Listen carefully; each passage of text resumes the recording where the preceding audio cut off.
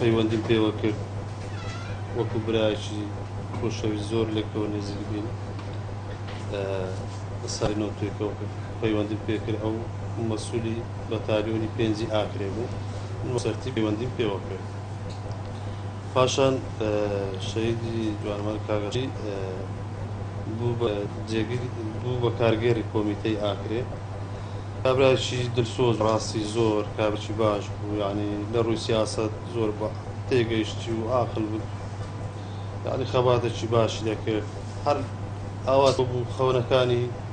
ئەوە بوو کە کوردستان ڕزگار بیت و خەمی خەلک خوارد و لە داستانەکانیش بەڕاستی ڕۆڵێک بەرچاوی هەبوو قارەمان بوو چاونەترس بوو شەید عەشقی ڕاستی کابراایکی زۆر زیرەک بوو و زۆر لەخۆ بهێمن بوو لەگەڵ برادەرەکانی لەگەڵ هەموو گاو دەویست نزیک بووتەوە لە خەڵکانی تر و کە ئەوەی مقابلی خراپەی بەرامبەری بکرد ئەو دەویست نزیک بووتەوە هەستی کاگەشقی هەستێکی وا بوو هەستی کوردایەتی بوو هەر دەویست ڕۆژێک بێت کوردستان بێت بە دەوڵەت و بەخۆی ڕابگەیەنێت ئەمڕۆ یادی بەسەر شەیدبوونی پۆلێک پێشمەرگەی قارەمان پەرتێکۆشەر لەو ڕۆژەدا لە بەرگریکردن لە خاچی نیشتیمان و لە خاچی کوردستان بەرگریکردن لە کوردستان لە سەنگەری شەرەف لە شاری بەحزەرتێک کە شەمشەمەکوێرەکانی داعش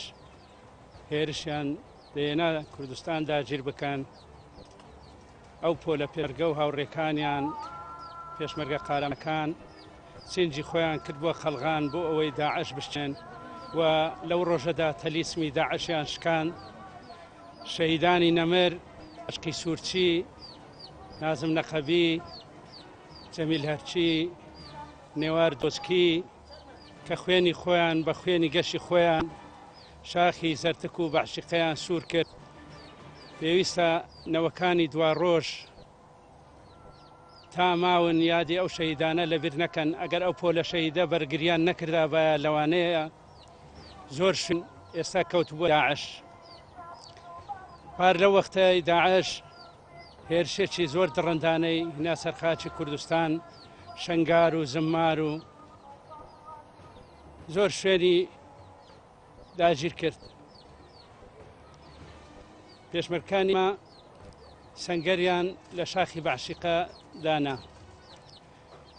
پاش ئەوەی بڕیار هات کە ئەمە ئێرشێکی بەرپەرس بدەینەوە لە هەندێک ناوچە هەیە دەریان کەین وەکو شاخی زەرتک و هەندێک لاخی بەعشیقە و گوندی کانون ئەوانە و ئەو سیلسیلە شاخە بکەینە سەنگەری بەرگری لەو شەڕە قارەمانەدا دەیان داعش کوژران و شاخەکانی زەرتک و بەعشیقەوانە بە تەواتی پاکراوە و ئەوە یەکەم هێرشی پێوانەی پێشمەرگە بوو بۆ سەر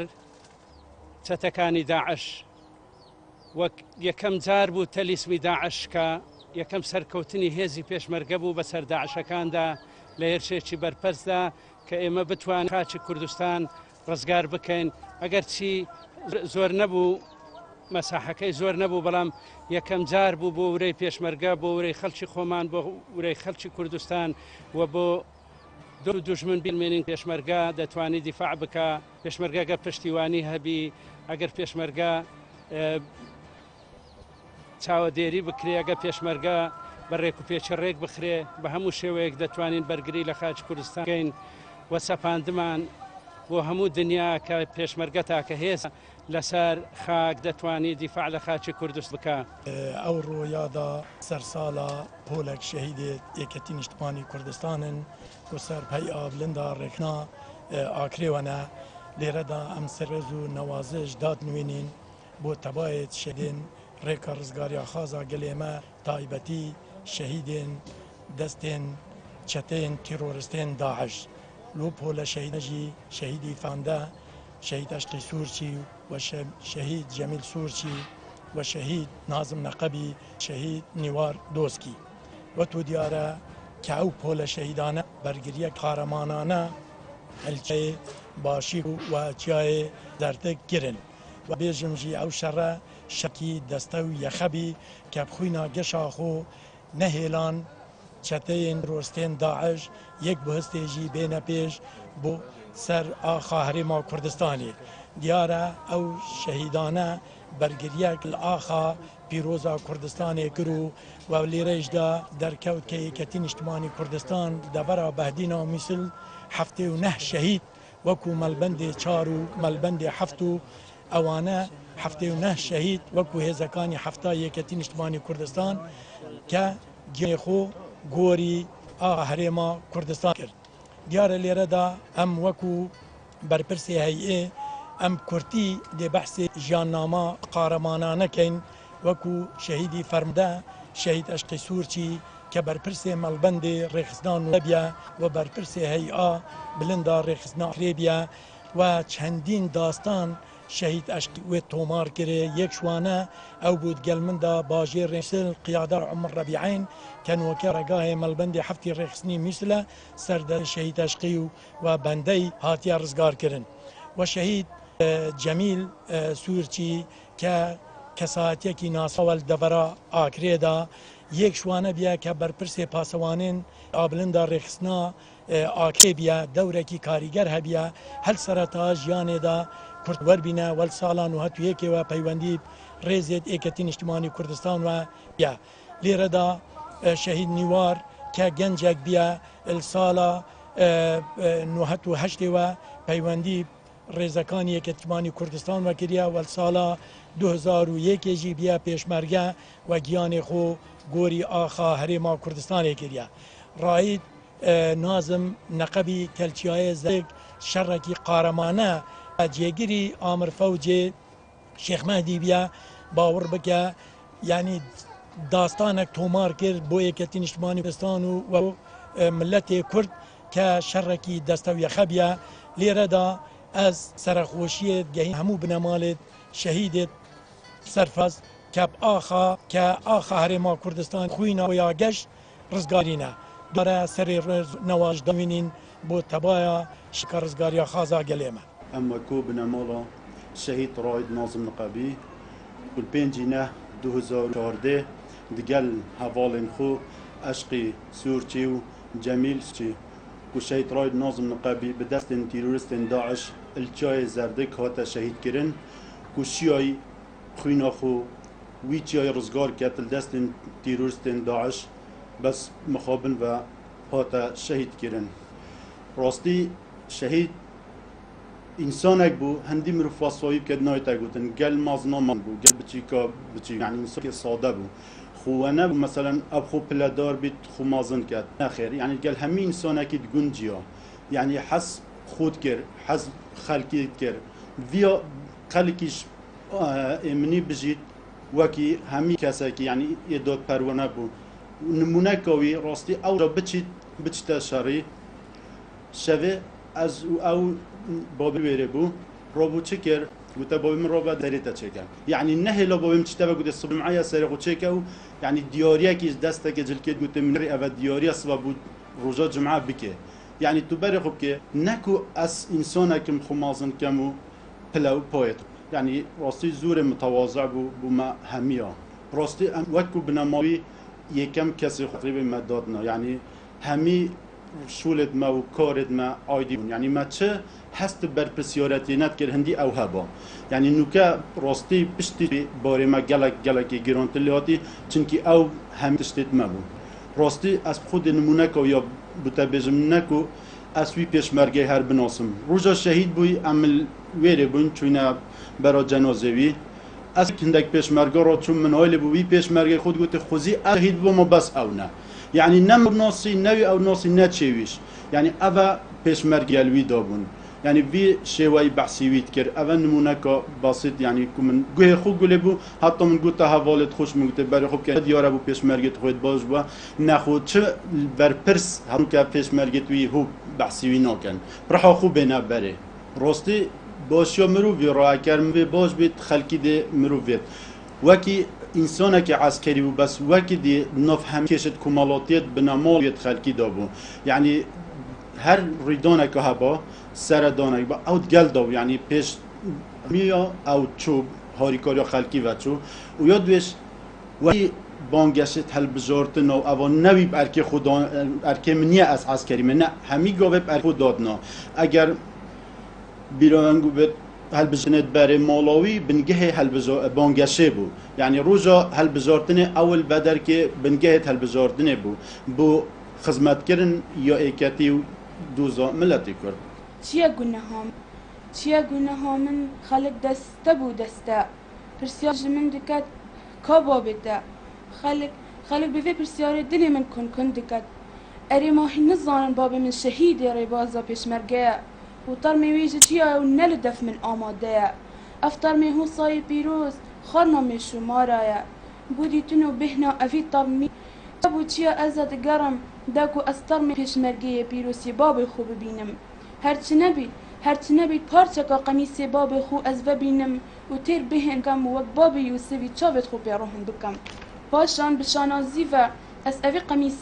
قمیصی بلن بکم خوینا صورا باب خو نیشه همان کسا بدم ین پرسیار جمن دکن کا بابتا اوه باب من لوی چای کتی و کسک بطار میوینه کفتی اری چی گناه من کو از بی باب ببم وک هر کچکا کرد لدویا باب خو بنالم اف برپرین دیرو کاراج بسر جیانا من تی پرد بن جنگ بو جنگی لناف دل مرو دیدن هو برای خدانی رخته و تونگی ربازا باب من بر نده نک باب من بتنه برکو بصدان هزار پیشمرگه جرا بوین قربانی خوینا وان حتی حمایه کل سری چیا برای پیشمرگه ام همیل دستان دیکار کین دولت بونه دیراکین شهید عشقی لساڵی 1962 لە شاری ئاکرێ لەدایک بووە و هەر لە تەمەنی لاوێتیەوە لە ساڵی 1970 چەکی شەڕەفی هەڵگرتووە و پەیوەند بە شۆڕشەوە کردووە لە ناوچەکانی سیدەکان و هەتا کێلەشین و بێرکمێ و گەلی ڕەش و خواکڕک و ناوچەکانی بینان گارە و کافیا و هەتا بێخمێ لەو ناوچانە درێژەی بەغاتی چەکداری خۆی داوە لە ساڵی لە 1970 پەیوەندی بە چەکی شەڕەفی هەڵگرتووە و لەبەربوونی هەستی نەتەوایەتی و کوردایەتیەوە پەیوەندی بە شۆڕشەوە کردووە بۆتە پێشمەرگە ئەو کە پەیوەندی بە شۆڕشەوە لە ناوچەکانی سیدەکان و پێلەشین و بێرکمێ کە ئەوان تاکە مەفرەزە بوون لە دوای 1975 کە لەو منتیقەیە هەبێتن تاکە مەفرەزە بوون لەو منتیقانە لە دوای سەرهەڵدان لە شاری ئاکرێ شەهید عەشقی ئەو کاتە لە کاری سەرباز بوو کە پلەی ئامر بەتەلۆن بوو لە ئاکرێ و دواتر لە ساڵی 1993 بووە کژێڕی کۆمیتەی ئاکرێ و دواتر مەڵبەندی حوتی مووسڵ لە شاری ئاکرێ بوو کە پلەی کارگەڕی مەڵبەندی پێسپێدرا و لە ساڵەکانی 95 و 96 مەڵبەندی بادینان لە هەولێر بوو کارگێڕی مەڵبەندی بەنام بوو بادینان لە هەولێر و لە ساڵەکانی 98 و 99 تا دوار ئەو کاتە مەڵبەندی بادینان گواسترایەوە بۆ شاری ڕانیە ماوەیەک و دواتریش گواسترایەوە بۆ شاری سلێمانی لەوێش هەر کارگێڕی مەڵبەند ئەو کاتە لە شاری سلێمانی چەند هێزێک چەند لەشکرێکی بادینان لەوێ هەبوون بە بڕیاری هەواڵ مامجلال ئەو هێز و لەشکرانەی بادینان هەمووی کۆکرانەوە کران بە فەرماندەیەک ئەو کاتە شەهید عەشقی بە بڕیاری هەواڵی مامجلال ڕاست پێدرا کە ببێت بە لێبی فەرماندەیی بادینان هەتا ساڵی 2003 فەرماندەی بادینان بوو تا ئەو کاتەی شاری مووسڵ ئازاد کرا پێش ئەوەی شاری مووسڵ ئازاد بکرێتە ئەوە بوو ڕێخەکانی خۆمان لە شاری مووسڵ هەبوون شەهید عەشقی پێش ئازادکردنی شاری مووسڵ بە 15 ڕۆژ لە ڕێگەی ڕێخستنە نهێنیەکانەوە بە ناسنامەیەکی ساختەوە توانی سنوورانی ڕژێم ئەو کاتە بێتن و بە دزیەوە بچێتە ناو شاری مووسڵ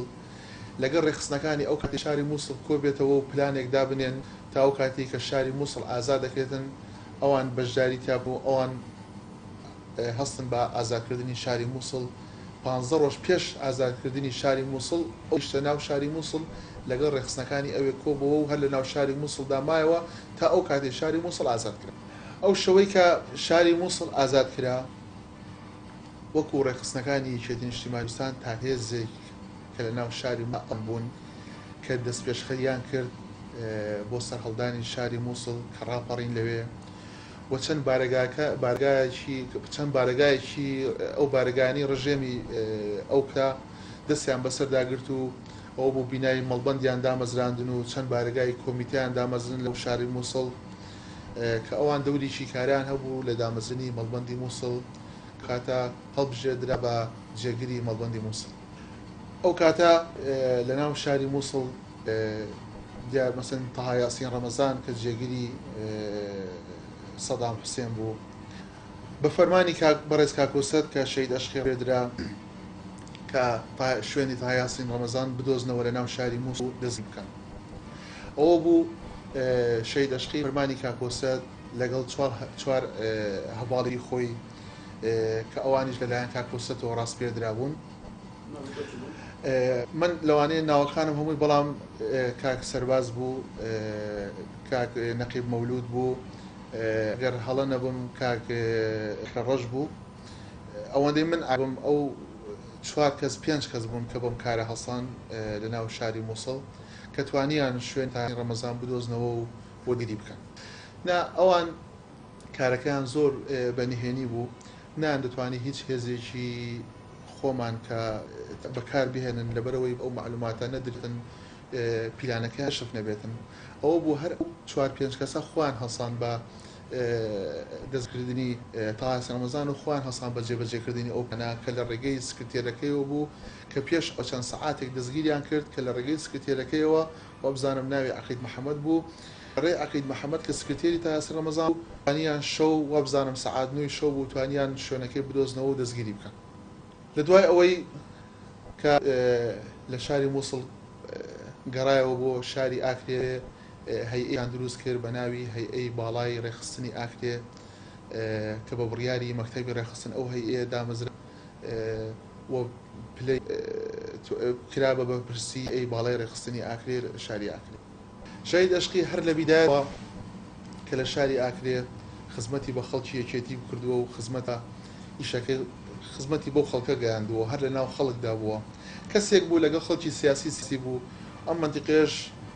عشایری زۆری تێدایە، هەم لەگەڵ سیاست سیاسی بوو هەم لەگەڵ عشێرەکانیش کەسێکی عشایری بوو توانی یان لە دووری خۆی کۆ بکاتە توانی هەمویان بگونجێنێت لەگەڵیدا سەبەبی ئەو دەنگدانە بۆ ئەوە دەگەڕێتەوە. من قال شيء جميل زفريتا ديماي 2005 يان كوديكا 2006 و 10 ساله وكي من هوالينيا شيء جميل كري هوالك دلسوز بو وفادار بو شين بيجم هوالك دريفت درفتانك بو تجار هوالك خونه تيلا جلاي سياسي كردكي پرو اجتماع پرور بو بو وك انتماع حزبيش كادرك جيكا كفرماندك سربازي بو كاكي سياسي دلسوزش بويا روجا 2014 دمی رزگار کردن چای باشی که گیان قربانی بو خاک کرد و کردستان ناو ختمار کرد شهیدین ریگا گاری خوازه گلی کرد دیسان لیستا شهیدین لیستا حزب اجتماعی کردستان راستا شهید بنا جمیلی شهید جبیل زیانه که مازن کرده ریزتی اجتماعی کردستان دورامه بلام جوزه دین هر دم ام سر بازایی بین هر دم ساخه هزار صلاة و رز بو گیان پاک شهید جمیل و شهید عشقی و شهید ناظم کمی وی روزه دادن شهید کرد. تایبت من یا وکی من گویی حواله که دروید به تنگا بو هر وقت که یکتین مانی کردستان که بود دروید تنگ هر دم او پیشکی بون قد خونتا باش اول بون تایبت من یا که نایت نگورین و هر کسی که محتاج بو ندگوتی نه جبر دلسوزیا و هستا نتویا و دلسوزیا بر بازا یک اجتماعی کردستان وقت بخشونه بروکت شری خکرا قربانی نه ارکی وابو شهید عشقی مسئول مالبند بو حسب که دیسان شهید جمیل بر پرس پاسوان مالبند بو نه ارکی وابو بلام البرد سوزیا و بو خو پاراستنا خاکان من کردستان به ازمونه خکرا قربانی شهيد فرماندا شهيد اشقشتي لتمني لاويدي لش عمري 16 صالي كل صالح حافظ يعني بدايه صالح حافظ وشري پیوندی به شورشی کرد و پیشمرگه لسه طبعا هذا بو معلومات کە مەفرەزە بوو مدەی ساڵێک ساڵ و نیوە لە ماسی دەکەن هەتا چێلەشین و هەتا بێرکمێ تاکە مەفرن کە 8 کەس 9 کەس بوون لەو مەنتەقەیە لە مەنتەقە برادۆست کار و چالاکیان نەکردن دوایەوەش کە چەندین ساڵاتی کردن کە کەسێکی تێکۆشەر بوو کەسێکی زیرەک بوو کەسێک بەڕاستی کەسێکی بەهیمەت و معنەویات بدائیمەن دیلا پشتی شۆڕش دەستکردەوە لە ساڵاتی و حاشتێ کە من گوت پەیوەندی پارێزەکانی پێشمەرگە کرد لە شاغ بوو لە چەندین بەڕاستی شەڕێ بێوێنە و قارەمانەتە بەشداری کردووە کاکەشقی شەهید فەرماندە کاکەشقی کەسێکی ناودار بوو لە ناو ڕێزی پێشمەرگەیش لە ناو ڕێزی پێشمەرگەی چەندین داستان مار کردبوون هەم لە شەڕێ گەلی ڕاش لە مەنتەقە برادۆست دائیمەن لەو مەنتەقەی بە ساڵە 82 83 84